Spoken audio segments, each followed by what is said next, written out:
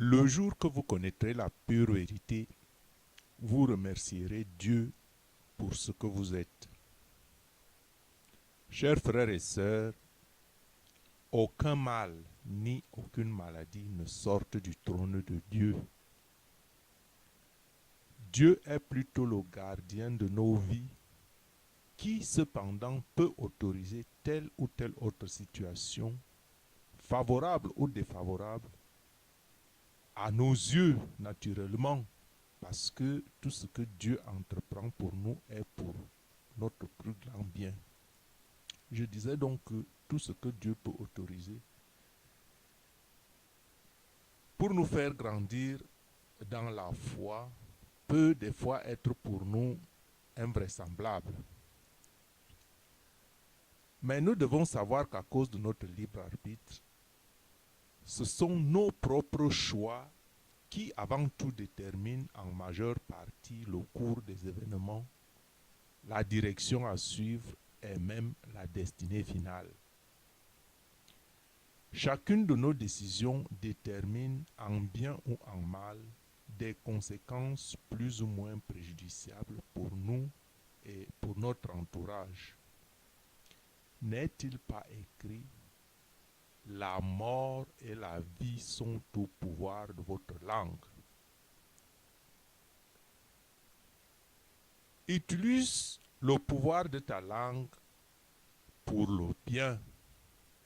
Je répète, utilise le pouvoir de ta langue pour le bien.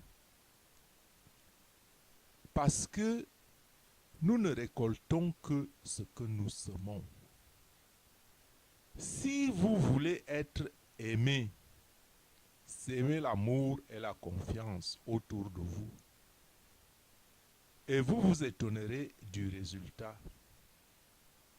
Persévérez, endurez, insistez, semez continuellement de bonnes choses et vous récolterez continuellement une moisson de bénédiction. Pas seulement aujourd'hui, mais pour l'éternité. C'est la voie tracée par Jésus-Christ. Frères et sœurs, quel cultivateur peut-il planter des graines une seule année et s'attendre à moissonner cette semence pour plusieurs années? Une récolte permanente ne requiert-elle pas une semence permanente? Pourquoi donc certains chrétiens pensent-ils qu'ils peuvent prier Dieu de temps en temps et pouvoir chambouler toute leur existence continuellement? Alors même que l'ennemi fait barrière à nos projets. J'en conviens à ce niveau que l'ennemi influe sur nos vies, tout au moins négativement. Et c'est pourquoi nous devons rester accrochés à Jésus, qui est le seul contrepoids du mal. À Jésus seul sont soumises toutes les dominations, toutes les autorités, les princes du monde des ténèbres. À Jésus seul sont soumis les esprits méchants dans les lieux célestes. Il faut connaître et être conscient de cette vérité, frères et sœurs, parce que seule la vérité peut nous affranchir des mensonges du malin. Et c'est pour ça que Jésus nous disait: vous connaîtrez la vérité et la vérité vous affranchira. Sans Jésus, votre vie n'est que néant. Jésus est le chemin, la vérité et la vie. Et quant aux orgueilleux et aux riches de ce siècle, le feu purificateur seul déterminera la vraie valeur de nos avoirs et de nos actes. S'ils sont durables ou non, s'ils ont une valeur éternelle ou pas. La crainte de Dieu est le commencement de la sagesse. C'est pourquoi saisissons-nous de l'armure de Dieu afin de pouvoir résister en toutes circonstances et tenir ferme dans la foi après avoir fait tout ce qui est à notre possible.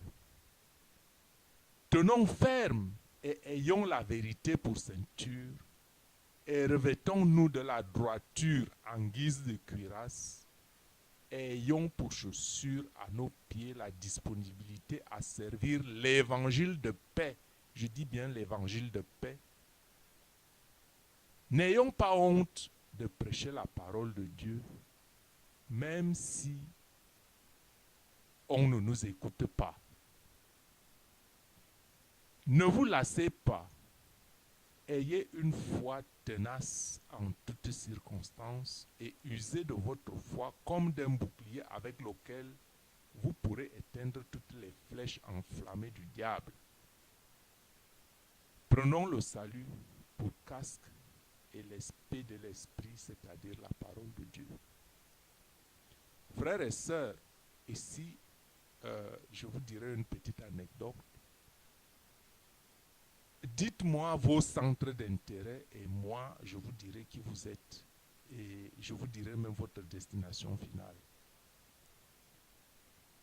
Frères et sœurs, Dieu fait pleuvoir sur les justes et les injustes. Dieu fait lever son soleil sur les méchants et sur les bons. C'est l'amour inconditionnel de Dieu. Il aime le pécheur, mais pas le péché. Mais cependant, la justice de Dieu sépare aussi les voies des uns et des autres. La justice sépare la voie de l'injuste et la voie du juste. La justice sépare la voie du bon et la voie du méchant après la mort. Après la mort, le chemin du méchant et du juste se sépare. Parce qu'ils n'ont pas semé la même semence, ils n'ont pas semé le même type de semence et ne peuvent pas récolter le même type de fruits, encore moins à la même saison. Donc chacun récolte son type de fruits en sa saison. Donc frères et sœurs, quand finirions-nous par comprendre que c'est la sagesse infinie et le bon vouloir de Dieu pour ses élus?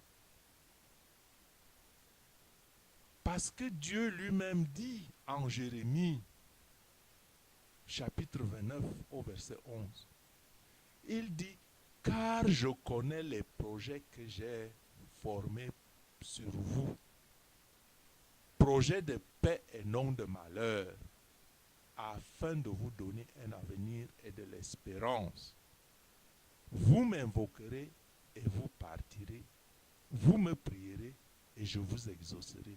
Vous me chercherez et vous me trouverez si vous me cherchez de tout votre cœur. » Donc, il y a une condition préalable, c'est de chercher Dieu de tout notre cœur. Et la deuxième condition est que nous cherchons Dieu par la foi et non par la vue. Ce ne sont pas les circonstances extérieures qui déterminent notre avenir, notre relation avec Dieu. C'est la foi. Parce que Dieu a voulu qu'on le recherche par le biais de la foi. Et c'est ce qui a valu à Abraham d'être trouvé juste parce qu'il a semé de l'obéissance et fondé sa foi en l'Éternel en partant sans savoir où il allait. Il est parti de son pays d'où pour une destination inconnue, juste par obéissance à Dieu et sur ordre de Dieu. Et c'est pour ça que Dieu, quand il parle à son peuple, il dit, vous marcherez dans tout le chemin que l'Éternel, votre Dieu, vous a commandé. Parce que c'est Dieu qui a commandé à Abraham de partir de son pays. Et c'est lui seul qui détenait la clé, la destination de là où il allait. Abraham ne le savait pas. Abraham marchait par la foi. Il allait cette voie par la foi sans savoir là où il va. Donc Dieu dit en Deutéronome 5,33, afin que vous viviez et que vous prospériez, nous devons marcher tout le chemin que lui l'Éternel a tracé. Et afin que nous prolongions nos jours dans le pays que nous posséderions. Donc, c'est ça, quand on suit ces voies, il y a une récompense. Il y a une récompense si tu persévères. Et cette récompense, c'est que Dieu, qui est riche en miséricorde, à cause de son grand amour dont il nous aime, alors même que nous sommes pécheurs. Nous sommes pécheurs, mais Dieu aime l'homme, pas le péché. Et c'est pour ça qu'il est toujours prêt à nous pardonner. Parce qu'il nous aime. Donc, Dieu nous vivifie par notre foi en Christ. Il nous vivifie par notre foi en Christ parce que nous sommes sauvés par la grâce et son amour, étant pécheurs. Et cette récompense est que nous serons bientôt élevés dans les airs à la rencontre de l'époux pour ceux qui survivront ou alors ceux qui sont déjà trépassés, ils ressusciteront en premier. C'est les morts en Christ. Ce n'est pas tout le monde qui sera ressuscité, ce sont les morts en Christ.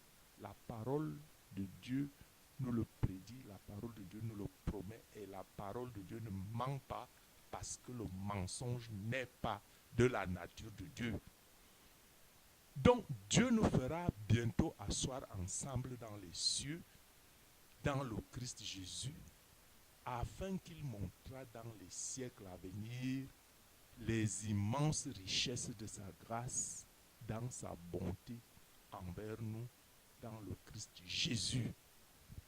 Gloire à Dieu.